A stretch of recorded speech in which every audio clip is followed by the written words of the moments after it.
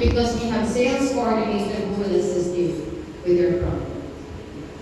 So, apart from going to the store, you can also reach out via our official Facebook page at HATASU EBIKE. Also, request assistance there. We also have the customer service hotline ready to receive calls from our customers who need help.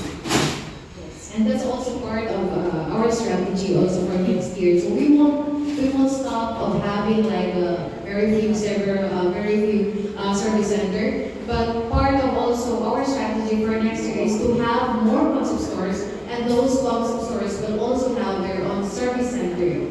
Yeah, so that's also part of the plan for the whole Visayas actually. If we expand our stores, we expand services as well. So, and to also share, no, actually right now, Visayas and Mindanao remains one of the top contributor of HATASU EBIKE, especially in Bohol. I think it's currently the city of HATASU. So the part of city of HATASU na yung Bohol.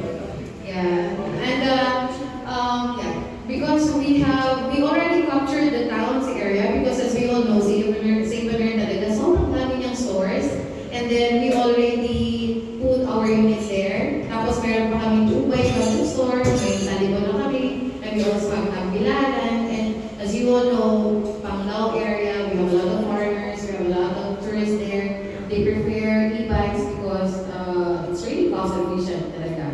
And walang ibang player doon, we only have St. Bernard, and the sales is really good. And we also have good promotion there last time. So talagang medyo lumakas talaga siya sa Bohol.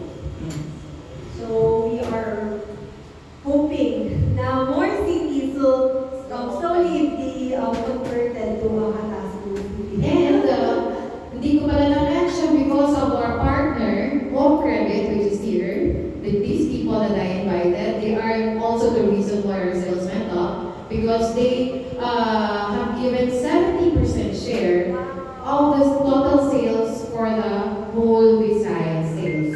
So because of Home Credit, thank you Home Credit, lumakas lalo yung benta natin because it will be more accessible and affordable for Filipinos especially because we all know that hindi naman natin kayang maglabas ng ganung kalaking pera. So that's why Home Credit is here to help us close the deals.